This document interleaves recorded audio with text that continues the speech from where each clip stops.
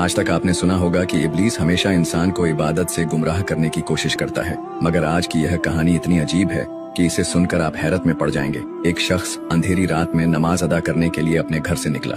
रास्ता बहुत अंधेरा था और चलते हुए उसे ठोकर लग गई। वह मुंह के बल गिर पड़ा और कीचड़ से लथपथ हो गया।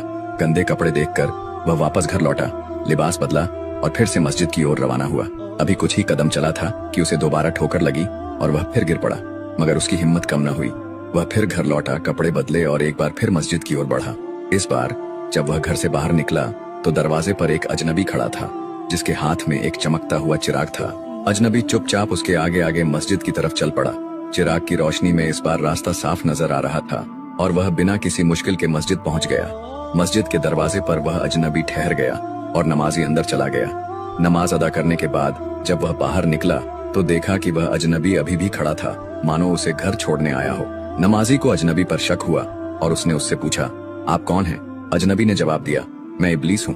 यह सुनकर नमाजी हैरान रह गया और बोला, शैतान मुझे मस्जिद तक कैसे छोड़ने आया? तेरा काम तो लोगों को गुमराह करना है। इब्लीस हंसते हुए बोला, जब पहली बार तू गिरा तो अल्लाह ने तेरे सारे गुनाह माफ कर दिए। जब दूसरी बार गिरा तो अल्लाह ने तेरे पूरे खानदान को बख्श दिया। मुझे डर था कि अगर तू तीसरी बार गिरा तो अल्लाह पूरे गांव को बख्श देगा, इसलिए मैं चिराग लेकर आया ताकि तू बिना गिरे मस्जिद पहुंच जाए। यह सुनकर नमाजी की आंखों में आंसू आ गए। उसने सजदे में गिरकर अल्लाह का शुक्र अदा किया कि उसकी मेहनत और नियत को अल्लाह ने कबूल कर लिया।